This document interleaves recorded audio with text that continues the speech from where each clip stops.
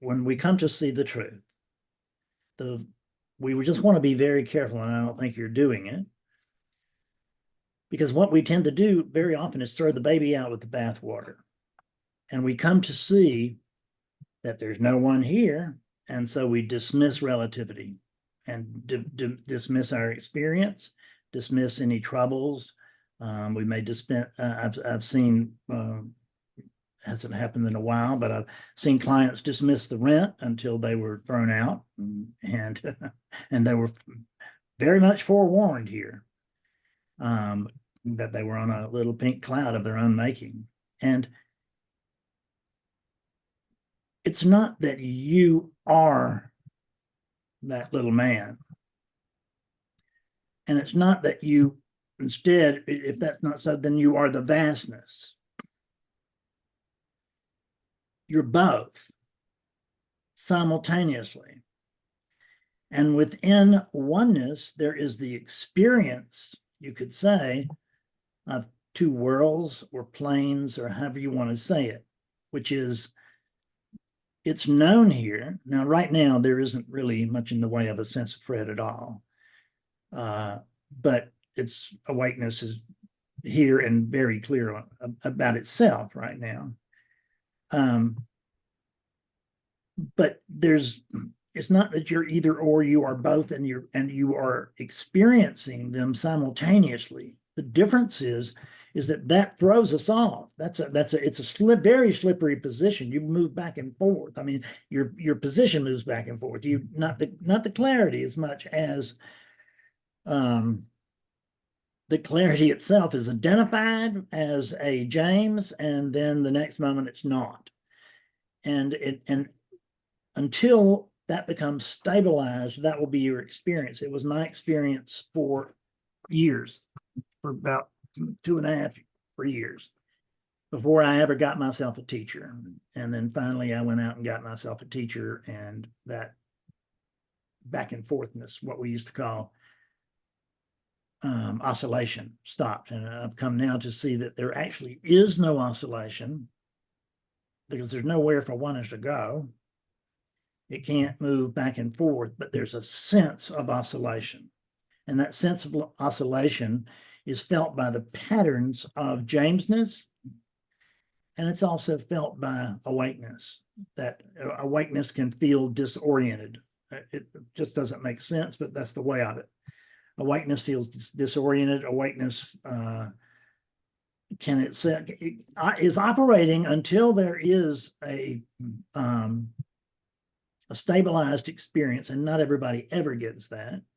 But until there is a stabilized experience, that there will always be an experience of, I got it, I lost it, I got it, I lost it, I'm in it, I'm not.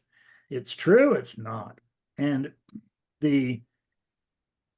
what we have to recognize is that, because a lot of people have, I understand, I did too, have a lot of trouble with that, but we have to recognize it for what it is. It's the best problem in the world.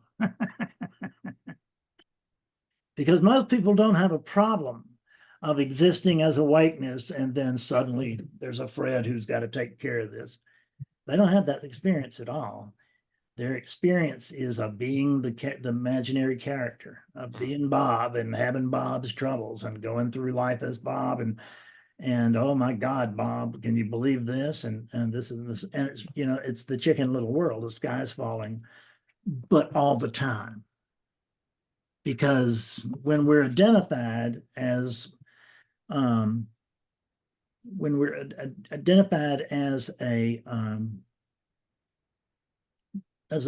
false character, then everything that's happening is all about me, the false character. And everything is life or death for me, the false character. So, like, is the earth going to warm up and just blow me off of here before I even get a chance to die naturally? Or is that my problem? And how can I fix that? Or can I stop the war? I can't stop the war. What can I do? Well, these wars there, and the global warming and all of this, it's just all bad. And the Russians are just, it's just all bad. And not from the standpoint of awakeness.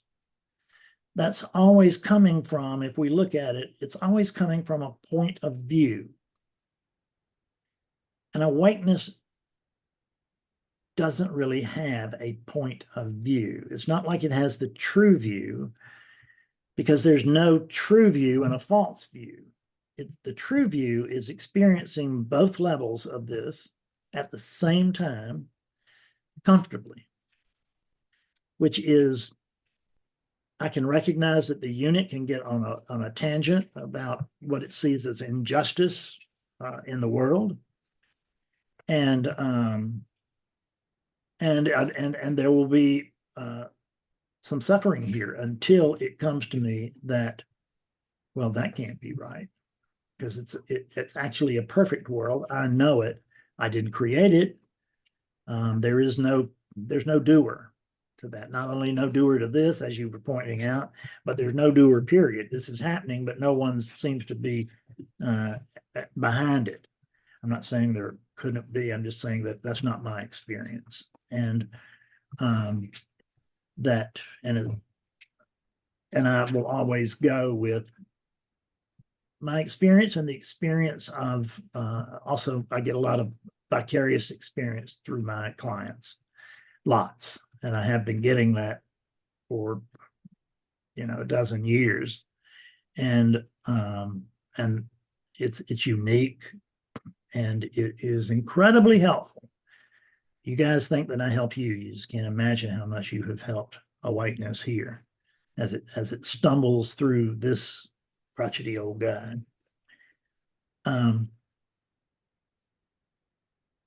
So it's never either or. Is it like this or is it like this? Just spit it out, Fred. Does it work like this or does it work like that? And the truth is, well, it's both. And it's never either or, it's both and. It's this and that.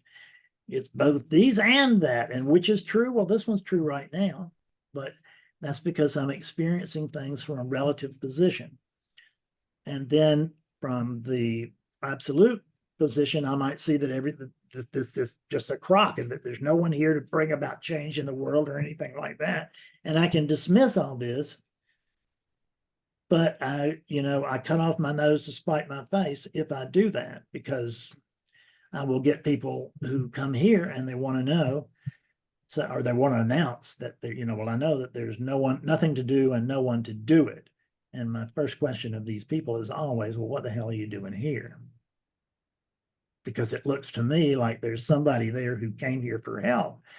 And it looks to me like thousands of people have come here for help, and that many, many have gotten what they were looking for. Some of them did not pursue it, and it dropped away per my predictions almost immediately upon their turning their around, just turning their back on what they've just seen. And there's an arrogance that I have it now. I don't need to go back. I don't need to do anything like this. But if you find yourself some truth tellers with a little bit of humility, they'll all tell you what I'm telling you is that what Nisargadatta even would say. Yes, there's no one to do it, but nonetheless, there's work to do. And it's just all of non-duality is a paradox. And we have to get very comfortable in dealing with paradox, or we're going to be frustrated the entire time that we're in non-duality. And non-duality can just about drive you crazy. And it just about did it here. And because you've just got to figure it out. And can you figure this out? Is this figure outable? No. But you can't stop me from trying, and I wouldn't try to stop you from trying. I want you to try and suffer as much as you must, and then perhaps you can come here without a list of negotiations, where I will wake up when. I will wake up soon, just as soon as my checklist is, I want to have the special bright light experience. I want to see a bunch of colors. And I want there to be a rush of just pure bliss. And I certainly want everybody to be able to notice that I'm having this great awakening, or that I've just had it, or whatever. And I should, and it's going to make me very special, and it doesn't. It makes you the most ordinary being in the world.